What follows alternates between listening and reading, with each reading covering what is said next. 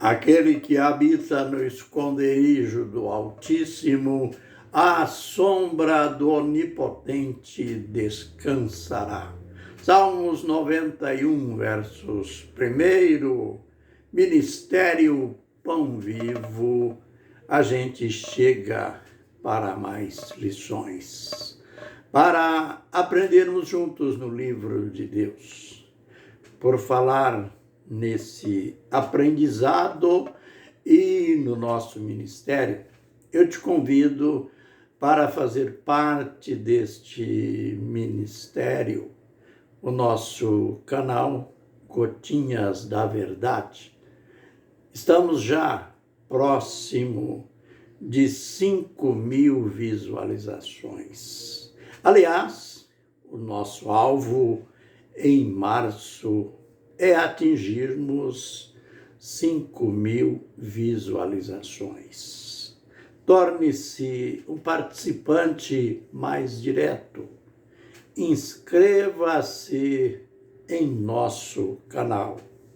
Compartilhe também, pois compartilhando você fará com que mais pessoas sejam alcançadas por esta mensagem, por esse ensino escriturístico.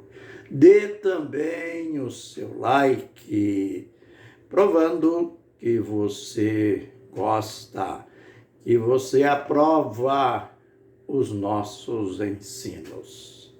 Nós estamos falando, aprendendo muito mesmo, com o zelo apostólico. A gente não tem finalidade nenhuma no sentido denominacional. O Ministério Pão Vivo não é uma denominação. A gente não divulga uma denominação.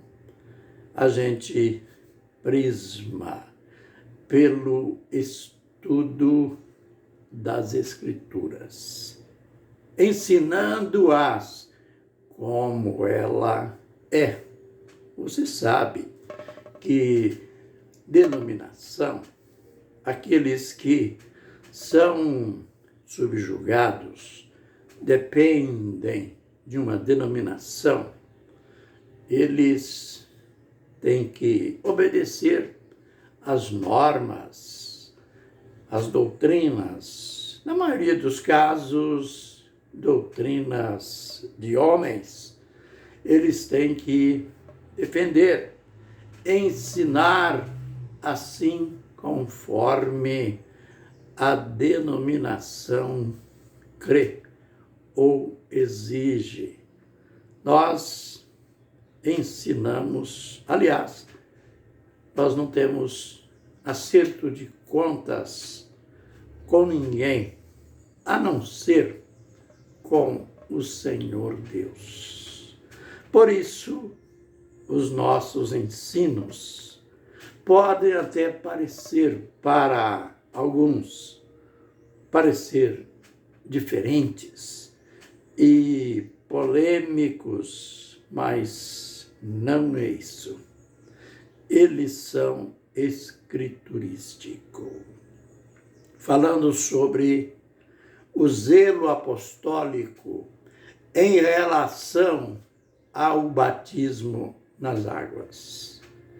Já mostramos o batismo no dia de Pentecoste. Aliás, os batismos, pois naquele dia foram batizadas quase 3.000 pessoas, batizadas em nome de Jesus.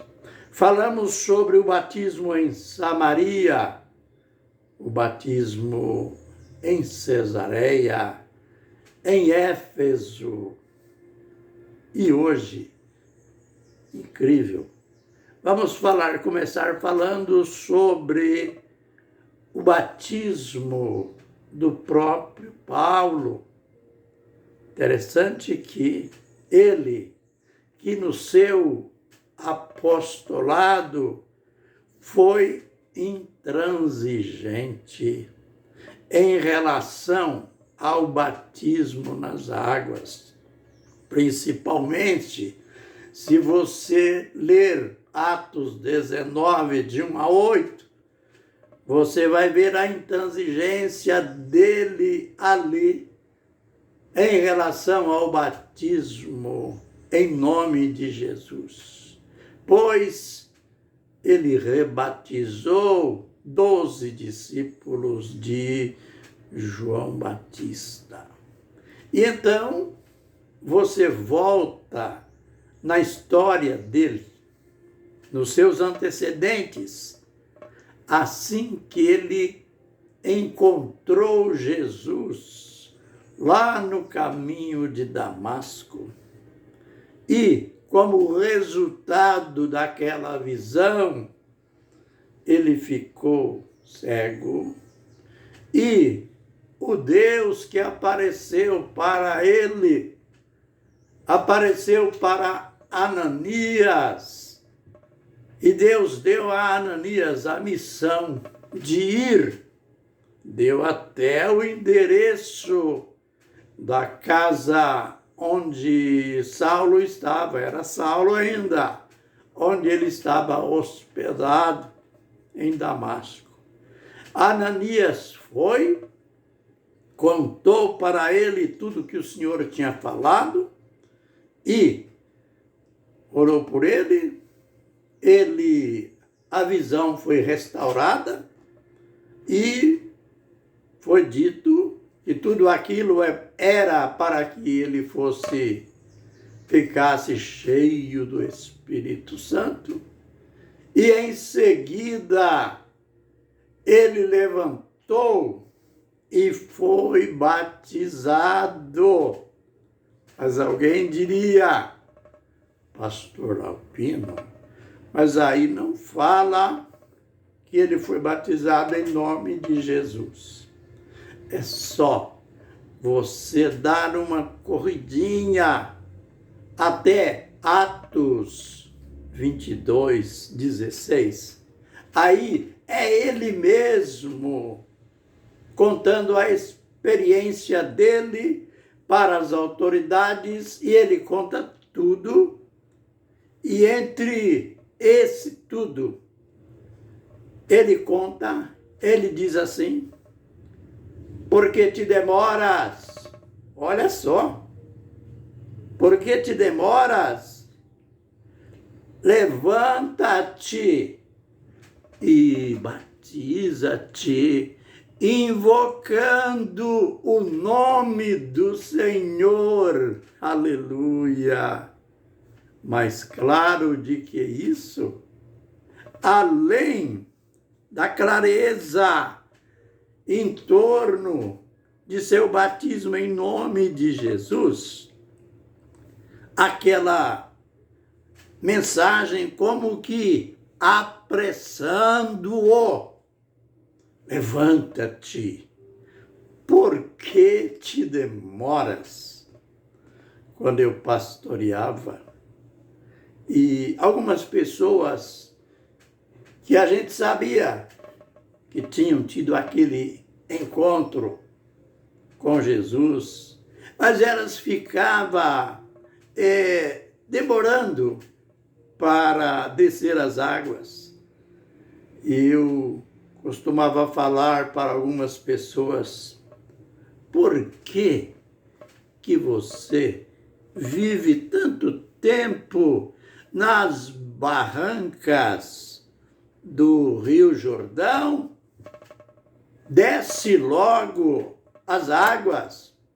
Foi esta palavra que Paulo ouviu. Por que te demoras? Levanta-te e batiza-te, invocando o nome do Senhor. Aleluia! Aí então a gente fala do carcereiro.